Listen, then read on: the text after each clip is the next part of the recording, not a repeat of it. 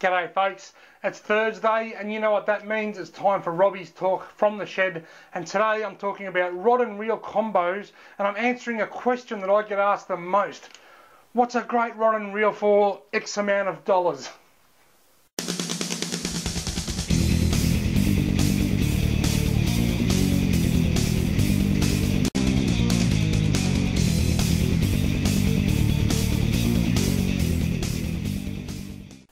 Rightio folks, I field quite a lot of questions and I do it every day. Some days in the summer I'll get 30 or 40 messages per day. That's why it may sometimes take me a few days to reply to your messages. So if I've forgotten to reply or I've taken a long time, please understand why. I do like to help people where I can, but sometimes I get a bit snowed under. This time of year is not so bad. But anyway, one of the questions that I get asked the most is what is a good rod and reel combo for X amount of dollars? I've got $100 to spend at BCF this week. What's a good rod? Or I'm going to BCF, or I'm going to Adventure Camping and Fishing, or I'm going to Mason's Complete Angler in Albury, and I've got a $200 voucher. What's a good rod and reel to buy?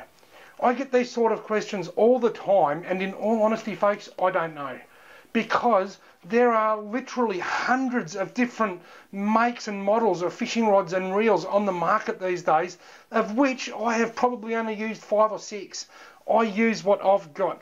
I have got a Venom 6 kilogram bait caster rod from the Bait Caster series, and I've got it paired up with a Shimano Curado E200, I believe it's called, with 50-pound fins braided line.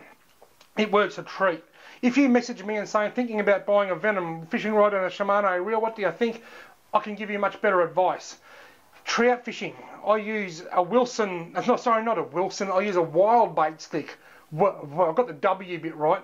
I use a wild bait stick or a wild bait rod, which you can get from the same shop that you get the wild bait lures. And I've got it paired up with a Shimano Stratic CI4, which is the black and red model, with 4-pound Maxima Ultra Green. So if you message me and say, I'm thinking about getting a wild bait stick, what do you think is going to be a good reel? Well, naturally, I'm going to say I use a Shimano Stratic and it works a treat, because that's what I know. I don't know what a Daiwa blah blah blah is like on it, or a Jarvis Walker, because I don't use those rods and reels.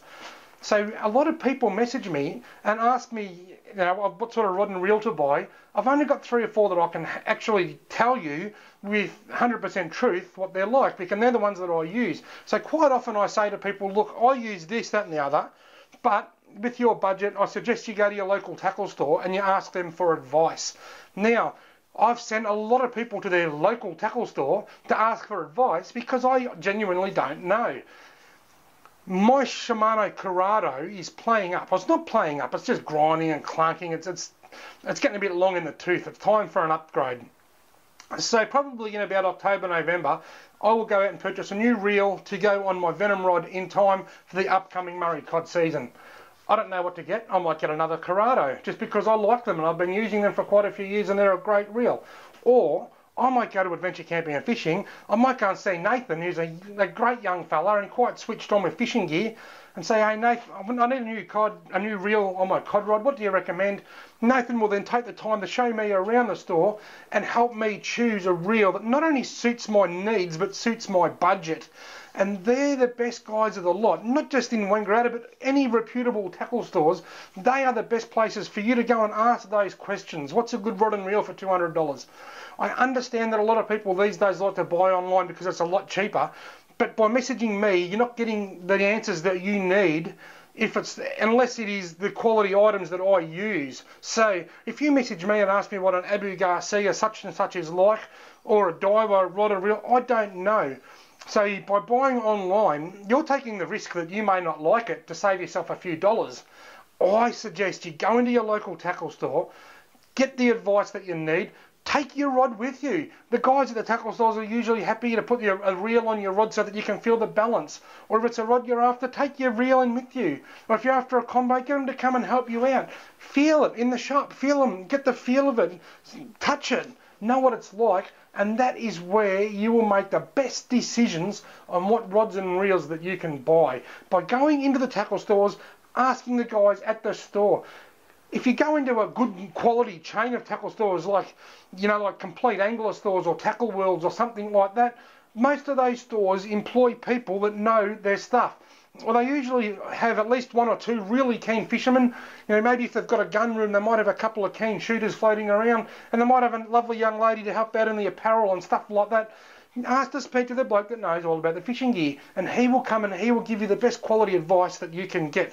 And that's a much better option than buying online and not knowing what it is you're getting, and asking Robbie Alexander, because he makes YouTube videos, even though he's never held an Abu Garcia rod or something else, an Akuma this or whatever. So the point I'm making is, I have probably sent 100 people replies this year saying pop into your local tackle store and ask them, mate, because I really don't know. If any of you guys are watching, I do apologise if I've appeared to handball you off or palm you off. But unfortunately, it's the nature of the beast. I just don't know the gear unless I use them. And when it comes to fishing rods, I don't use a lot of different sorts. With reels, I've got probably 20 different, with lures, I've probably got 20 different lures floating around here. And I've used most of them at some stage. But with rods and reels, the amount of tackle that I've actually used is very, very limited, because they're not the sort of thing that you go and buy half a dozen of every couple of weeks when you get paid. Righto, folks, thanks for watching. Make sure you tune in again next Thursday for Robbie Talks from the Shed.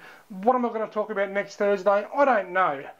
Maybe fishing, maybe a mental health related field, maybe something just totally out of the blue. Who knows? One thing I can tell you, I'm getting a bit sick of not being able to go fishing. I'm looking forward to springtime arriving.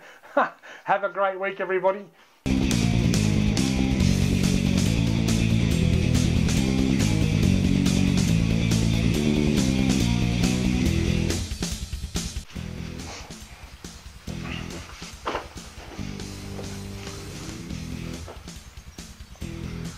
G'day folks, it's Thursday and you know what that means.